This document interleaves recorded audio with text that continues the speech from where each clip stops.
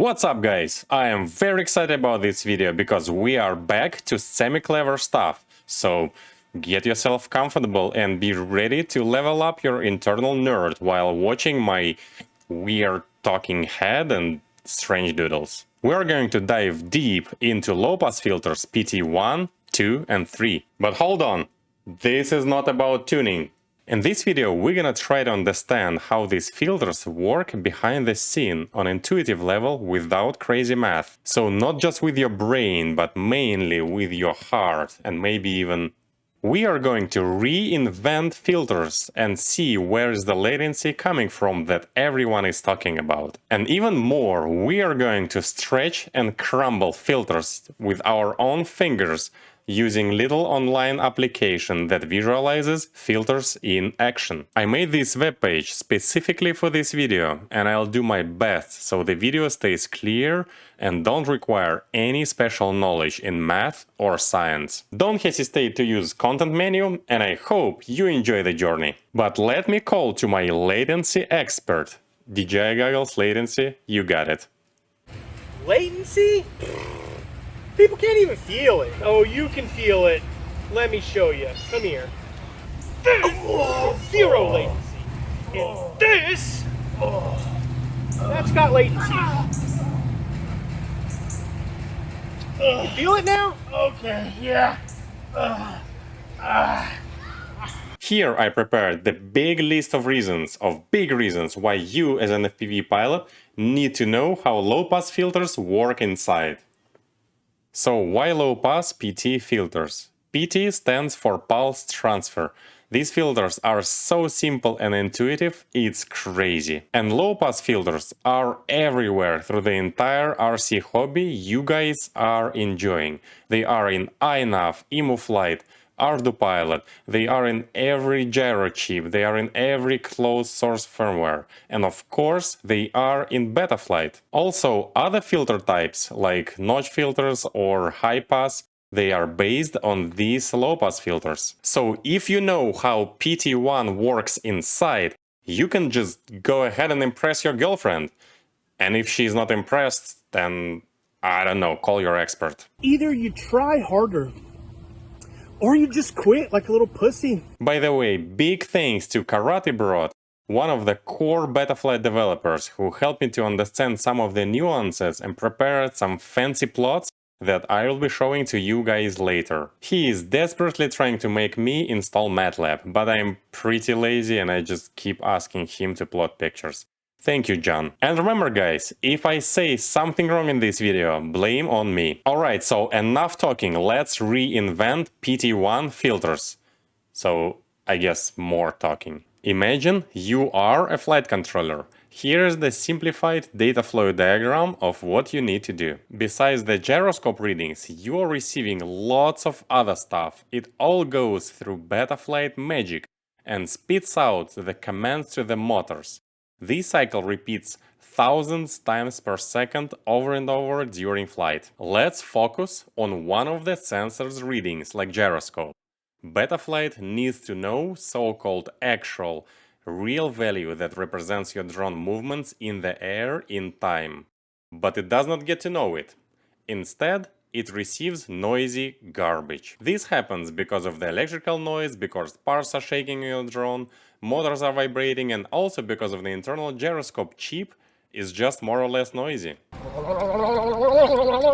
If you start using this data directly, you're just gonna burn your motors because they are going to react on all this useless stuff. The process of digging through this garbage, smoothing it out and trying to estimate what is the actual value is called filtering. There are many approaches. Some firmwares even claim they have artificial intelligence for filtering. Betaflight has a bunch of different filters, but PT1 is the basics. Let's see. So this is the time axis, and these are the sensor values that Betaflight receives as the time passes. Could be something like this. These are so-called measured values from the sensor, which are including some noise. We are receiving them only one at a time. We don't know the future, so at the very beginning doing is just one point like that. Nothing really we can do with one point, so we have to assume that the actual value estimation is in the same spot as measured value. Then we receive the next measurement, number 2, for example here. Now imagine that there are two guys. Dick is saying point number 2 is the most recent, we have to use that one. But Bill is like, shut your dirty face. Point number 2 is different from point number 1 only because of the noise. So we have to use only the first point and dismiss everything that comes later. Obviously, if you want to listen to Dick only, then you have no filtering and you are back to burning motors. If you want to listen to Bill, then your actual value estimation will never change and always stay at the same level regardless of any data you are receiving. PT1 sets the trust level to both of them to 50%. In this case, PT1 value will be in the middle. This is our new actual value estimation. Filter output as of now. Black dots are our filter input and red dots are our filter output. When we receive the measured value number 3, this happens again. PT1 goes in the middle. But this is important, it takes the middle between new value number 3 and old filtered value. And see how we had data jumping up and down like crazy and how PT1 filter output in red does not jump nearly as much. Trust levels 50-50 could be, for example, 40-60 or like 90-10. It is a filter setting of how conservative you want to be or how fast you want to adopt the new values. Instead of percents, it's a little bit more comfortable to use just the values in the range from 0 to 1. And now it is quite easy to make the formula for PT1 filters calculation. So new filter value equals to the previous filtered value multiplied by Bill trust level plus new measurement multiplied by Dick trust level. In case our old example 50-50, it will be like this, which is basically the same as just average between these two values. And keep in mind that we can always get rid of Bill because trust level to Bill is always 1 minus trust level to Dick. This just allows us to have one setting for PT1 filter instead of two settings. The bigger the Dick's coefficient, the more we trust to the crazy guy and the less we trust to the conservative guy. These are just stupid formulas. All you have to remember that it's always somewhere in the middle between crazy and conservative guys, depending on your PT1 settings coefficient. Dick is the one that cheers for the lowest latency but allows all the noise come through. Bill is the one that cheers for the clean and smooth signal output at the cost of delay. Let's see some unreal examples, sort of a spherical horse in the vacuum. Let's say our input is noise-free constant for a few points and then jumps up and stays there. And let's say our trust levels are 50-50. The filtered values here will match with the input, but starting from here, PT1 filter takes the middle. With the next point, it takes the middle again, and so on. This curve is called a step response because it shows a filter response to the input data step. If we crank up the Dick trust coefficient, then the step response will be faster. If we lower it, then the response will be slower. And here you can see where the filter latency comes from. The more filtering, the more latency. A side note that these curves are sort of imaginary, because remember, we don't know the future. And for example, at this moment of time, we don't have this point. So all the way up to here, all the filters stay flat, and only after that it starts raising. So all of these curves should be sort of shifted to the right by one step, but this is not really important in our dialog. We're gonna check the cool latency plots from Ardupilot later. Now let's see the next example that is necessary for understanding PT1 filters deeper. The next two examples are very important. Let's imagine our input signal is the slow sine wave like that. This is our filter input. With the same PT1 filter with 50-50 setting, the output will be something like that in red. Now let's imagine our input signal is the very fast, high frequency wave like that. The filter output in this case will be something like that, sorry for my drawings. You can see how PT1 filtering works with different frequencies. Low frequency is not being attenuated, well, almost. The amplitude is almost the same as before.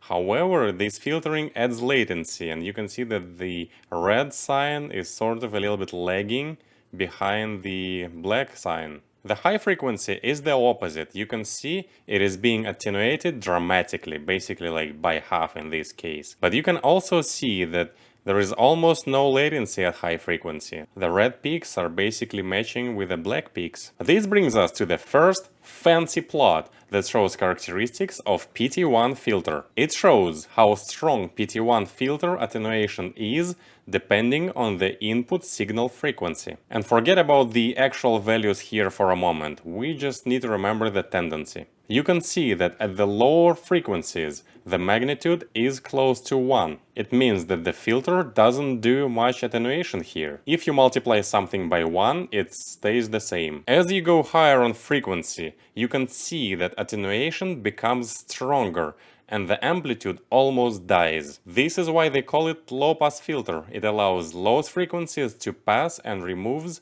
high frequencies. If you open Betaflight configurator, filters tab, you can see there are no dig or build trust levels to set up.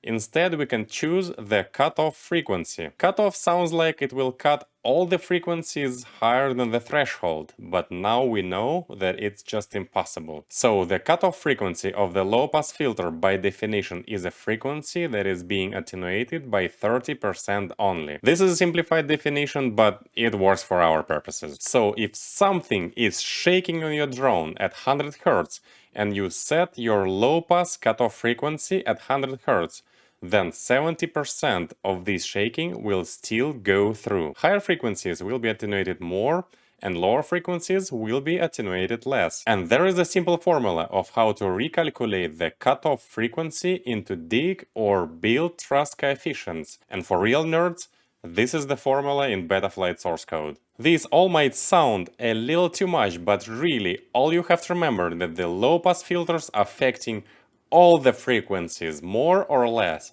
and they start attenuating more and more when the frequency approaches the cutoff setting and raises. These are the attenuation plots for different PT1 filter settings. Blue is 100 Hz cutoff, red is 200 Hz cutoff, and yellow is 400 Hz cutoff. And you can see that the higher the cutoff, the less attenuation overall.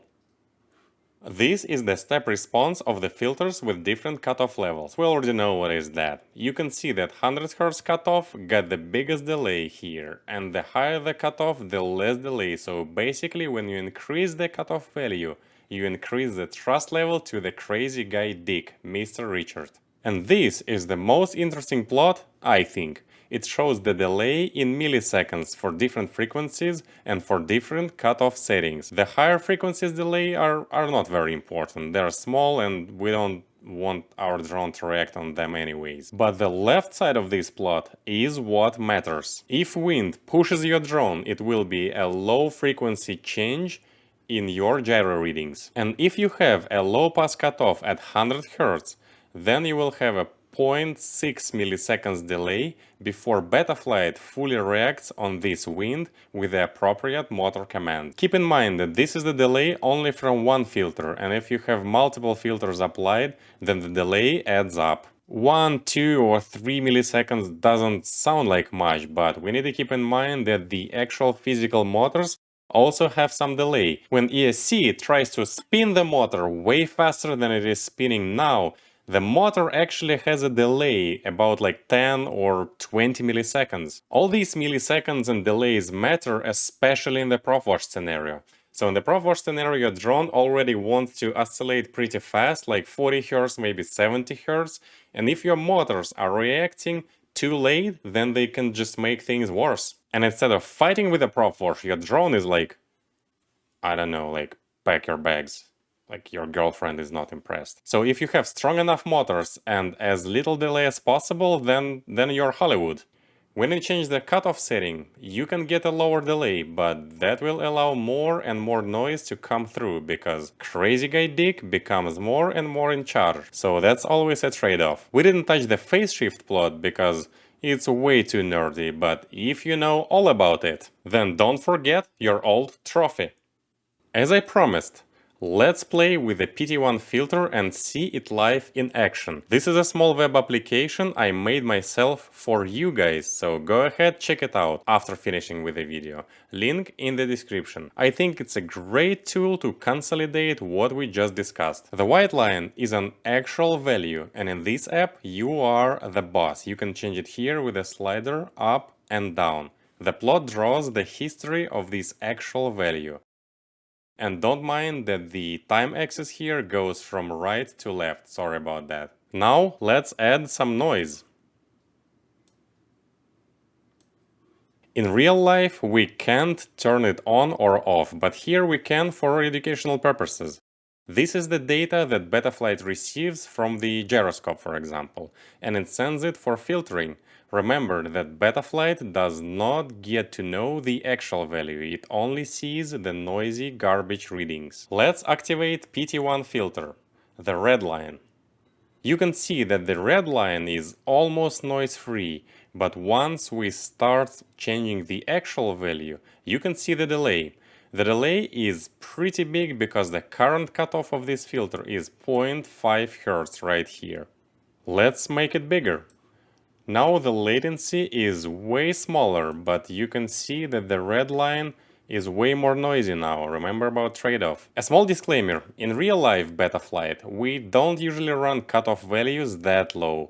Regular gyro filters start with at least 100 Hz, but the webpage just can't update the screen quick enough. That's why for demonstration purposes the frequencies are way lower than on real drone and cutoff values are also pretty low. Besides the random noise, we can also play with the sine noise, and this is way more interesting.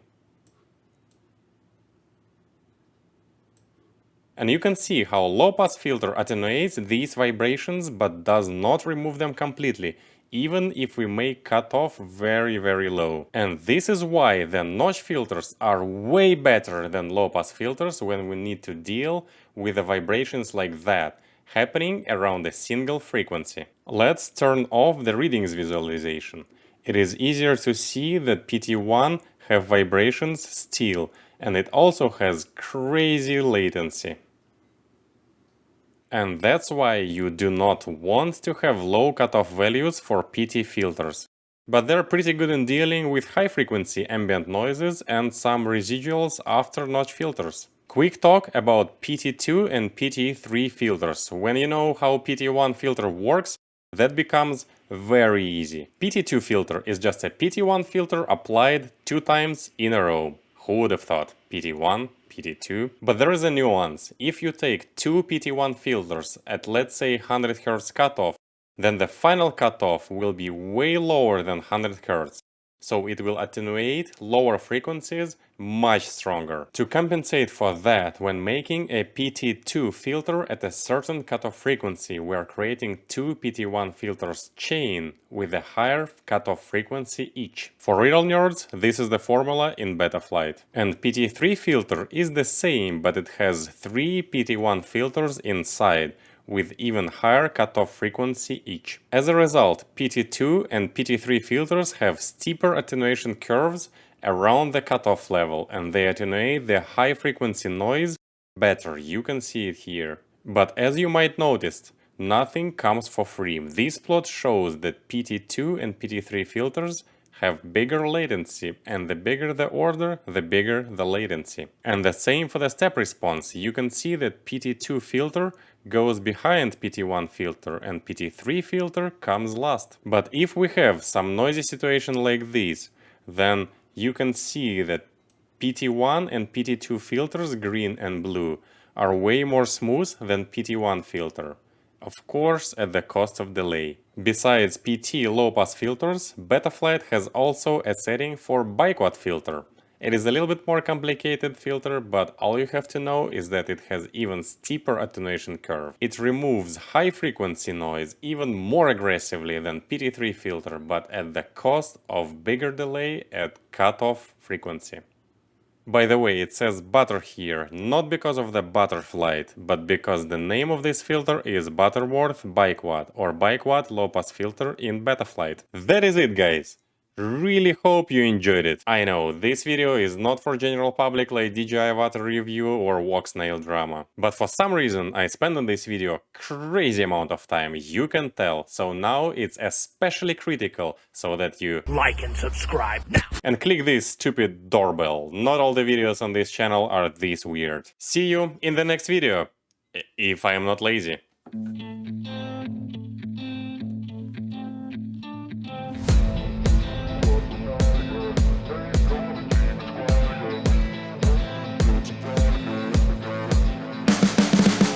You can see the writing on the pavement. Young kids, they're growing up in basements. Online, a whole new generation. I'ma make mine, so you better go take it. Always, they need a new replacement.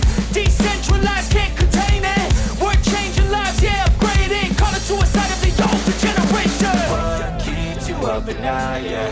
Make all the demons quiet, yeah. We were built to thrive, yeah. I think that we've all had enough. What keeps you up at night, yeah? Make all the demons quiet, yeah. We were built to thrive, yeah.